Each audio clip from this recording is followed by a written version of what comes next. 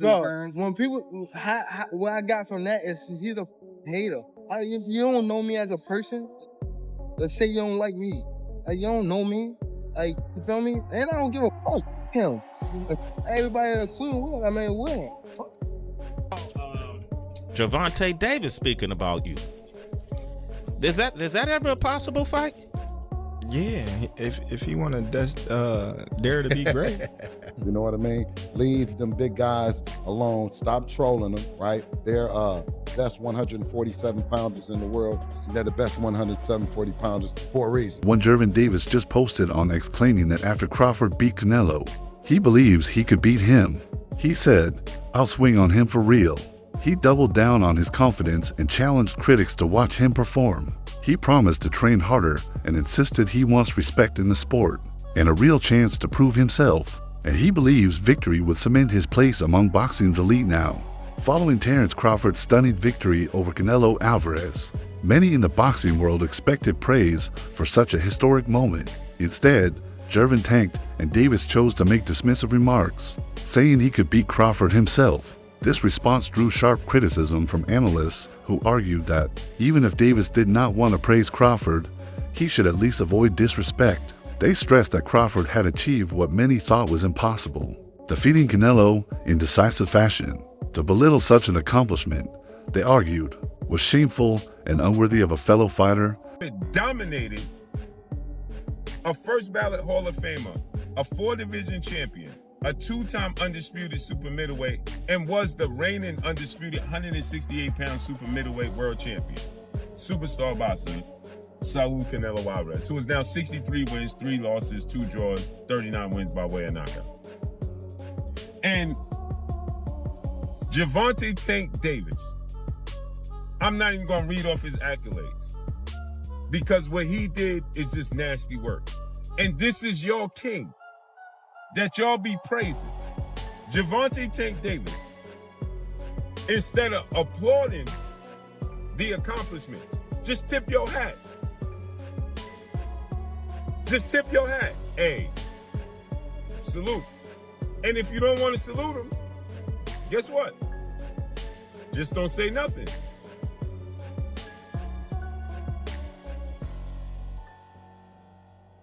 Just don't say nothing. If you don't want to salute that man, just don't say nothing. Right? And so, Gervonta Tank Davis takes to social media because the boxing world is praising Terence Crawford for what he did. After Gervonta Tank Davis, when the fight was announced and when Terence Crawford was saying he wanted to go up from 154 to 168, Gervonta Tank Davis said he was doing it for the money, not for the legacy. Long before this controversy, Crawford had spoken candidly about Gervonta Davis. He made it clear that he did not see Davis as someone who would take risks against opponents better than him. Instead, Crawford described Davis as a talker who often avoided the toughest challenges. Crawford even admitted that he simply did not like Davis, making it clear that any potential fight between them would carry more than just competitive tension. It would be personal. Tank would never even think about to come up to 154. What about 47 though? Yes, if he get to pick his opponent. But Tank would never come from 35 to 54. Y'all got into it on social media around that time. Is that just you being competitive, like when that happens? Or is it like... I just really don't like that dude. Why though?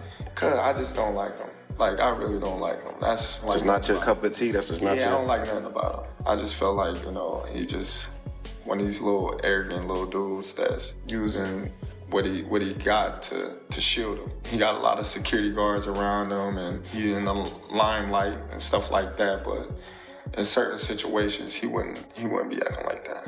Do you like him as a fighter though? Yeah, he's a damn good fighter. Yeah. But like his core personality and his ways. Bill Haney, the father and trainer of Devin Haney, also entered the discussion. He dismissed Davis's comments and said there was no way Tank could replicate what Crawford had done. According to Haney, Davis should stop trolling bigger fighters and focus on his actual weight class. He insisted that Davis should stay in his lane at 147 pounds rather than seeking attention by calling out champions in divisions where he has no real business. For Haney, Davis's remarks were nothing more than a publicity stunt. Gotta ask your thoughts on Tank saying he'd knock out Terence in 6 rounds. You think he was playing, trolling, what? Selling tickets to his new fight? Was that like his tweets? Like he's Nah, he said it on audio. video. Huh? He said audio. He said it. He's like, if I tap that chin, you know he chinny. Listen, Terence has already hired us for any of the little guys. Anybody 130, 26, 30, 35, you know, Gary Russell, Tank Davis, you cannot go to get to Terence Crawford without going through us. Rolly Romero, leave Earl Spence alone. You see what I'm saying? You come over here and you get that ass stepped in too. You know what I mean? Leave them big guys alone. Stop trolling them, right? They're best 147 pounders in the world, and they're the best 107 40-pounders for a reason. For trainer Greg, Hackett spoke with passion when discussing Terence Crawford's victory over Canelo Alvarez, describing it as one of the most important achievements in modern boxing. He emphasized that Crawford has absolutely nothing left to prove after accomplishing something that had not been done in generations. Hackett reminded everyone that no fighter since the days of Bob Fitzsimmons and Henry Armstrong had been able to rise through weight classes and completely dominate an opponent as highly regarded as Canelo. What made this moment even more significant, Hackett argued, was the manner in which Crawford won. It was not a narrow decision or a lucky punch. It was a clinical performance that left no doubt about who was the superior fighter. According to Hackett, this victory confirmed Crawford's place among the sport's greats, making him a legend in his own right. He added that critics should no longer demand explanations from Crawford or question his legacy, because his accomplishments speak for themselves. Hackett concluded by saying Crawford has silenced every doubt that ever surrounded him. It should focus on enjoying his success rather than responding to negativity. For Hackett, Crawford's triumph was the definition of greatness. Armstrong held them all at the same time. Legendary shit. He goes in there and beats arguably the best fighter or one of the best fighters of his era. Yeah. Regardless of weight class. Yeah. What was your thoughts on the performance? The performance was like clean. Like it was real. It was times where it was close calls. Like it looked like Canelo might, Canelo might get him right here. You know what I mean? Bud found a way out, slip up out of there. He was working behind his jab real good, footwork real good, you know, setting the pace. He was creating what I like to call spider web in there. You know what I'm saying? That's basically setting traps with your movement.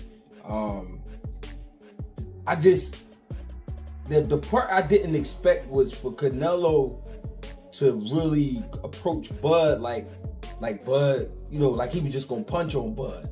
He was looking. What I mean by that is Canelo when he would hit Bud to his hips or like on the shoulder, because I seen him do it a few times. He was like Canelo was like looking for those results that he usually get when he do those things. And I was like, I can't believe he looking at Bud like that. Like he really trying to play Bud. I mean, on the low. He know Bud can fight, but it was like, I'm gonna hit, all right, when I hit you on your hip, you gonna act right. I mean, when I hit you on your shoulders, you gonna act right. And you could tell Canelo's been spoiled over the years. Canelo's gotten better, a lot better. And Canelo is a legend for sure. But you could tell he's imposed his will on a lot of guys and won off of his poker face alone. You know what I mean? Along with the punishing shots. Although Terence Crawford has openly expressed his dislike for Gervonta Davis, he has not completely dismissed the idea of facing him in the ring. Crawford has made it clear that if Davis is serious, then he should step up to 47 pounds, where the fight can happen on fair terms. For Crawford, agreeing to such a bout would not only put an end to Davis's constant trash talk, but also give him another chance to show his superiority against a high-profile opponent. He views the decision as entirely Davis's responsibility. If Tank truly believes he can win, then he needs to prove it by taking the risk rather than relying on bold statements. Outside the ring, Crawford's stance shows confidence in his own abilities as he welcomes the challenge, while knowing the odds will still be heavily in his favor. Gervonta Davis speaking about you. Is that ever a possible fight? Yeah, if he want to dare to be great, he can be like all the other fighters that's moving up 2 weight classes and, you know, daring to be great. You would fight him? Man, tell him to come up there. He got to come to win 54. He said I got a glass chin. So tell him to come and touch it. Wow. Oh, man. Devontae said you got a glass. He said I got a glass chin. Tell him to come and touch it. At 147? At 147. Oh, I'll make 147 for him. Ooh, see, oh, man. He gonna have a pre-camp. Then what the people gonna say? Oh, he's beating up on little guys. I don't know. 6 DJ Rom, a respected boxing commentator, expressed his admiration for Terence Crawford by highlighting his versatility and complete mastery inside the ring. In his view, Crawford is not just another talented fighter, but one of the rare few who can do absolutely everything at the highest level. Rom pointed out that Crawford's unique strength lies in his ability to adapt to any style, whether facing a heavy puncher, a slick counterpuncher, or a relentless pressure fighter. What makes him special is how seamlessly he blends offense and defense, switching gears with precision and making his opponents constantly second-guess themselves. Rom described Crawford as a once-in-a-generation athlete whose understanding of distance, timing, and angle sets him apart from everyone else in the sport today. To him, Crawford's fights are more than contests. They are demonstrations of artistry where every adjustment feels like a calculated brushstroke on a canvas. Beyond just being a champion, Rom sees Crawford as a problem solver in the ring, capable of breaking down and dismantling any challenge placed before him. His consistent ability to dominate no matter the circumstances has convinced Rom and many others that Crawford's legacy will stand unmatched for years to come. Clearly, outboxed him like I said he would. You know, Bud is special, man. He can adapt. He can make adjustments. There's nothing he can't do. I was a little worried because in the beginning when the fight was announced, because of Canelo's power, Bud coming up, they're like, oh, he come up 2 weight classes. I consider it, he came up 3. Because he only had one fight at 154. Yeah, one fight at 54. Yeah, right. So I feel like it's 3 weight classes in 2 fights. Right. Yeah. So with that right there, that was a big thing because Canelo is strong. Canelo does hit hard. He got power, and he's comfortable at 168. You understand what I'm saying? He's more comfortable. I didn't know if the weight was going to do something to Bud, but I know there was ways that he could outbox him easily. And he did it. Towards the closer to the fight date, I changed my stance on it and leaned more to Bud, which was a good thing because my prediction was right yesterday on it. And he just outboxed him, outclassed him. He showed people. And I think he still followed a bit of the Mayweather blueprint. You know, Canelo has to plant his feet all the time to throw off his power, let off his power shots. He has to just make that quick stop, real quick, like a millisecond. But that's all Bud needs to move out the way. Bud sets him up to get a reaction. By the time Canelo goes to throw that punch, Bud slips to the side and catches him that way. It's too late. You know what I mean, for Canelo to his planning of the feet to throw his power punches. If more people figure that out and really take that into consideration in their training camps, I think he would have more losses. But a lot of them fear the power, like a skull. Even after accomplishing something so rare, analysts observed that many fans and commentators were still reluctant to give Crawford full credit. They argued that part of this was due to favoritism toward Canelo, who has long enjoyed widespread admiration, especially in Mexico. Meanwhile, Crawford, as an African-American fighter, has often faced unfair bias. For critics, this showed that the reaction to Crawford's victory was about more than boxing. It reflected broader issues of popularity, race, and perception in the sport. Especially enough for a guy to come 2 to 3 weight divisions lower. Well, so you would be asking a guy to literally just stand there like this new slap exercise. Slap me and I slap you. That's not boxing. And that's extremely sour grapes. And my advice to you is this. Although most times people will stay on cold, there's exceptions to the rules where people will say, I'm not going that far. You know what I mean? Like by our administration right now that's governing the New Russia. They do a lot of illegal things on a daily. But this pedophilia, some people are saying, no, I'm jumping off the boat on this one. I'm going to go with protecting the kids. I mean, I'll go with you with a lot of stuff, but protecting the kids is kind of important to me. Should be, right? It should be, level. So it should be, where you just you don't go a certain length, right? You know, there should be borders. So to say, okay, I don't go past that line. And the line should be pedophilia. Or a line should be no objectivity at all in the world of boxing. You saw a great performance, and Canelo just lost, right? This guy is just a better fighter. Right? If he can come up from that weight division and stand in the pocket most of the time, and still win. If you are saying that you don't want Canelo to be able to cut the ring off with this guy that didn't really run at all, then you're basically saying, well, listen, let's just stand and slug. And that's brawling, right? That has nothing to do with boxing. And so people are going to jump off that. And here's something else that's going to happen to you people right now with sour grapes and are racists running around just saying ridiculousness, right? Because you're disappointed.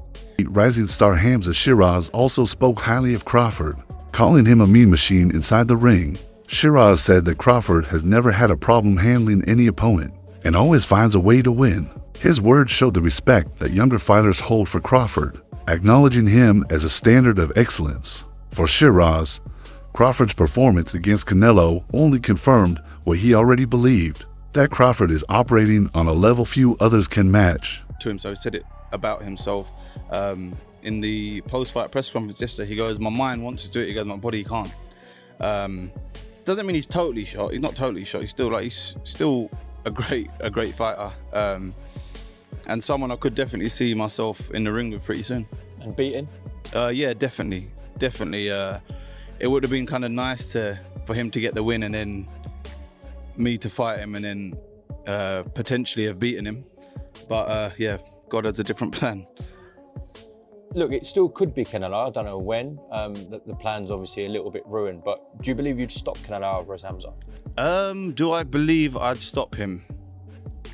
I believe I've got a good chance of doing so. And Crawford's longtime trainer, Brian Bo McIntyre, offered insight into what could come next. He made it clear that Crawford is unlikely to chase a fight with David Benvitz. Instead, he suggested that Crawford may choose to vacate and relax rather than push himself into unnecessary challenges. Bo Max's comments underscored that Crawford has earned the right to make decisions on his own terms. With nothing left to prove, Crawford can prioritize his legacy and personal goals over critics' demands. If Benavidez can make 168, maybe he has plans or ideas of maybe trying to match up Benavidez and Terence Crawford. No, there. man. No, I ain't doing that fight. Maybe planning on vacating the belts? No, we ain't gonna vacate the belts. We just gonna sit where we need to sit for a minute, and then, just like I said, get back in the gym and do our thing. Honest? Absolutely. And he don't want none. No. So what does this performance prove about the end of sparring? You guys were largely I told you silent it don't about make no difference. Didn't I say it? I said that don't mean shit. I don't give a damn about that. Yeah. I said that, didn't I?